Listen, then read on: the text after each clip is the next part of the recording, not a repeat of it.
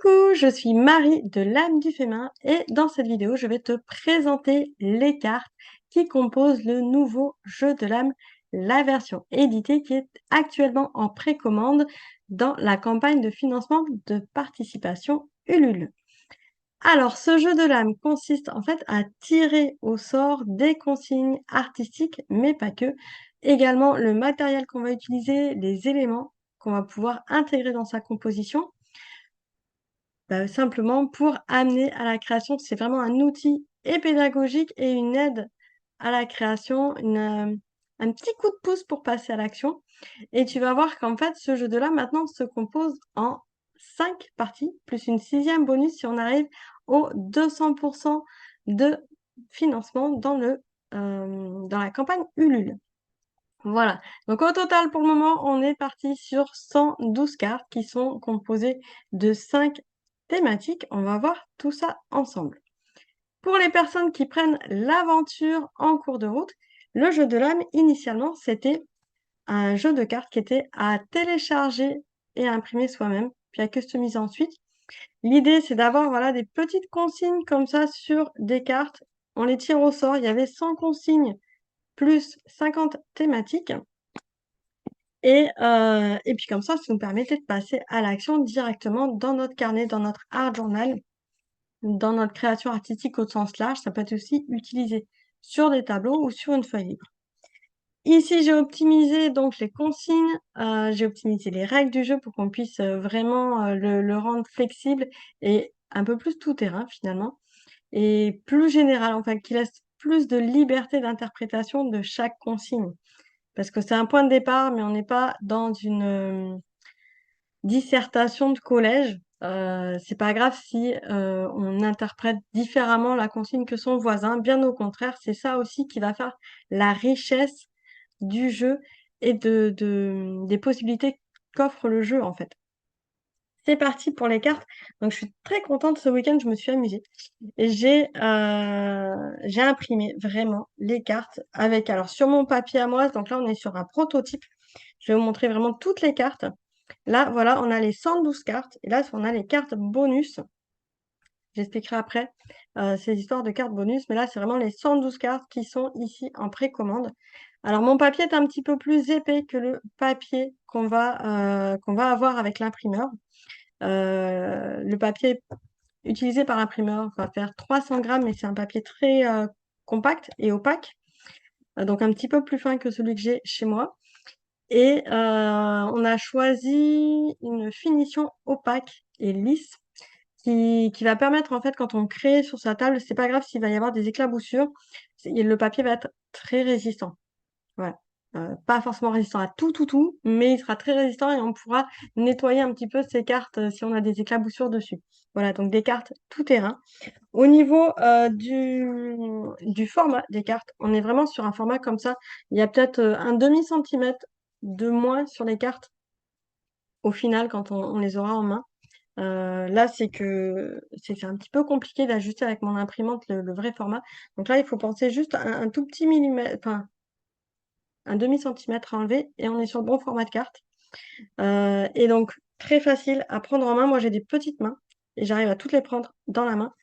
Et j'arrive, forcément, voilà, on peut les mélanger comme ça. Donc vraiment très facile. L'intérêt de ces cartes, eh bien, je vais vous montrer directement le visuel, ça sera beaucoup plus simple. En partageant l'écran, ici, on a les visuels, donc des cartes R. Pour les cartes R, on est sur 14 cartes différentes. Donc la première ici qu'on voit en haut à gauche, c'est le dos des cartes. Et ensuite, eh bien, on voit, vous pouvez voir là toutes les consignes.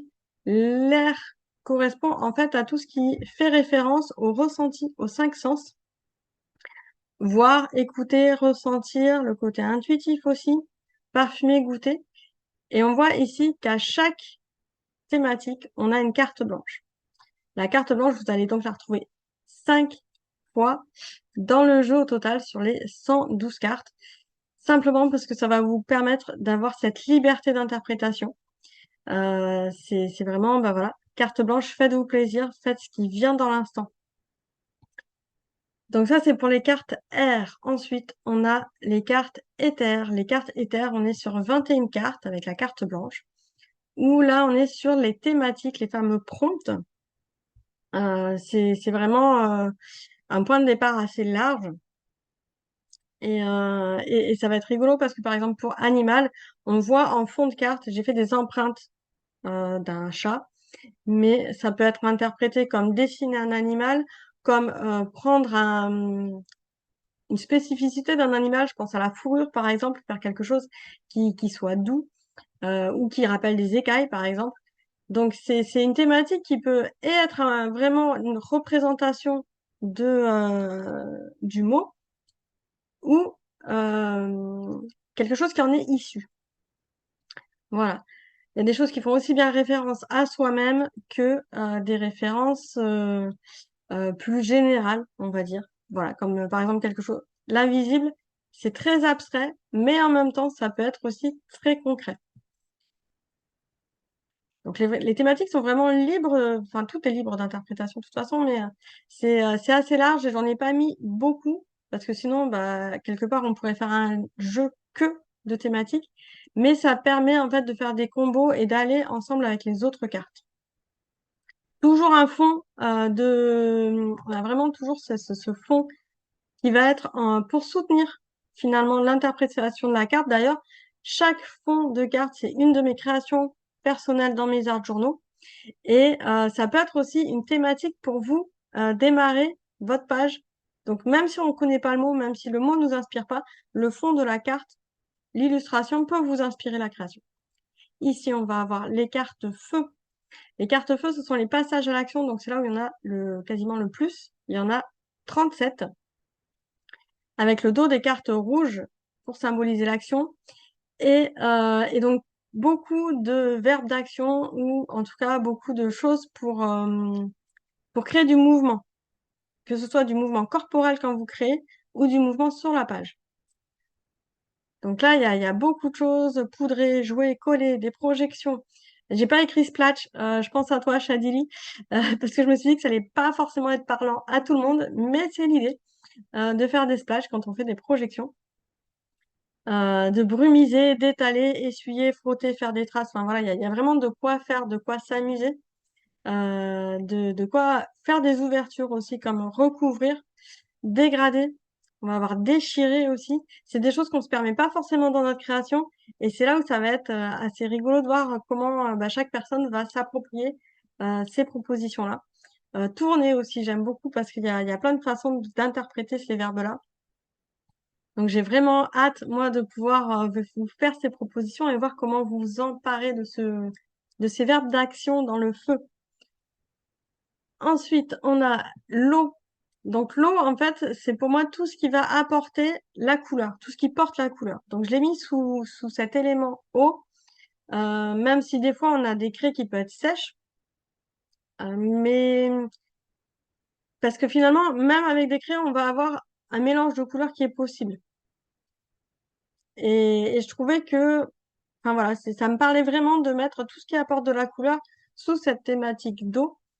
Donc on a les craies, l'encre de Chine, les feutres, les encres, le gesso, stylo, marqueur, enfin vraiment, même voilà, l'eau, le thé, le café. Au départ, je voulais le mettre dans la matière et je me suis dit, ben non, c'est porté par l'eau.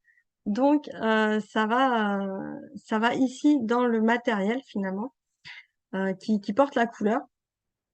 Et là encore, on a en fond des illustrations qui vont servir à interpréter ces consignes de matériel et bah, permettre de faire comme si, même si on n'a pas le matériel. Parce que je sais qu'il y en a beaucoup, ça va être un peu la contrainte. J'ai pas ce matériel-là, comment je fais? Et bien là, on a le visuel en support pour dire, on peut faire comme si. Comme si on avait un stylo bille. Bon, je pense que le stylo bille, c'est assez facile. Mais le marqueur, on peut le faire au feutre, l'effet marqueur. Même si ça marchera pas forcément sur toutes les matières, mais on peut faire un rendu un peu marqueur avec un feutre noir, tout simplement. L'encre, il y a beaucoup d'interprétations possibles, donc c'est toujours une piste, mais c'est pas la piste, c'est pas la meilleure, c'est pas le mieux. C'est une piste, une solution, une interprétation. Voilà. Ensuite, la matière qui se manifeste dans la terre. La terre, c'est quelque chose qui, pour moi, est très, c'est organique, c'est tactile. Et donc là, on va avoir tout ce qu'on va manipuler avec les mains, tout ce qui va être tactile. On a 24 consignes avec la carte blanche. Donc, ben voilà, on retrouve tout le matériel de scrap et du mix média en général, en dehors de ce qui apporte la couleur. Donc, les tampons, les vieux papiers, les photos, tout ce qui va amener du volume, l'embossage, le papier tout court. Donc, il y a vieux papier et papier, qui pour moi sont deux approches différentes dans la création. Les mesquines tape, tout ce qui va être transparent, jouer avec une paille. On retrouve aussi la carte de fidélité, elle m'est chère, les filets, les mailles, amener des choses métalliques. Je suis restée assez large en fait pour pouvoir vous apporter un maximum d'interprétations possibles. Pour ouvrir, en fait, c'est un peu le début d'un entonnoir et après vous avez toutes les possibilités derrière. Je voulais pas aller dans l'autre sens, c'est-à-dire trop réduire les possibilités. Parce que déjà, les consignes en elles-mêmes réduisent les possibilités. Donc, il y a forcément après des choses aussi que vous allez peut-être me dire, bah, moi, j'utilise habituellement telle chose, je l'ai pas retrouvée dans le jeu. Pas de souci, vous avez carte blanche. La carte blanche sert à ça aussi, à faire quelque part votre propre miroir de ce que vous attendiez finalement comme consigne. Voilà pour la terre, on a déjà vu l'air. Et ensuite, les fameuses cartes bonus, c'est si on atteint les 200% de palier, on va avoir 6 cartes supplémentaires avec le dos un peu orangé. Et là, alors, pareil, le design, par contre, il n'est pas finalisé, mais c'est vraiment le concept. C'est pouvoir tirer au sort la couleur et ou un chiffre. Le chiffre va vous permettre de soit dire je fais tant de répétitions de telle consigne, ou je vais mettre tant de fois tel élément, ou tant de fois je vais tamponner le même motif. Et la couleur, bah, bien sûr, va pouvoir vous donner, par exemple, si vous choisissez une carte eau avec l'aquarelle, va vous donner la nuance de couleur d'aquarelle qui va être à utiliser si vous avez besoin d'une guidance comme ça sur la couleur à utiliser. Le choix des couleurs ici, j'avoue, je suis pas encore complètement satisfaite de ma nuance de couleur. L'idée, donc, c'est d'aller jusqu'en numérotation 12. Donc, créer 6 cartes en numérotation 12. J'ai un petit test à savoir est-ce que je mets les chiffres euh, proches l'un de l'autre ou plutôt espacés. Je pense que ça restera quand même assez espacé. Et là, j'ai les petites cartes en main, hein. Je vais repasser. Hop, j'arrête le partage d'écran. Voilà, j'ai ces cartes en main. Il faut que je teste un petit peu. Je testerai aussi avec vous le niveau de couleur à mettre dessus, à faire un gradient un petit peu, un dégradé pour permettre voilà, une bonne appréciation de la couleur. Voilà, là j'ai une carte jaune, mais en fait on voit même pas d'ailleurs que c'est un gradient de jaune vers orange. Là on le voit un peu plus sur celui-là.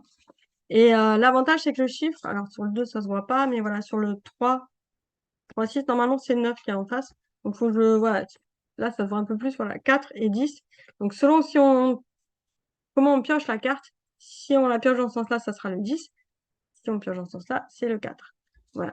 Donc ça, c'est encore des cartes au niveau design à finaliser.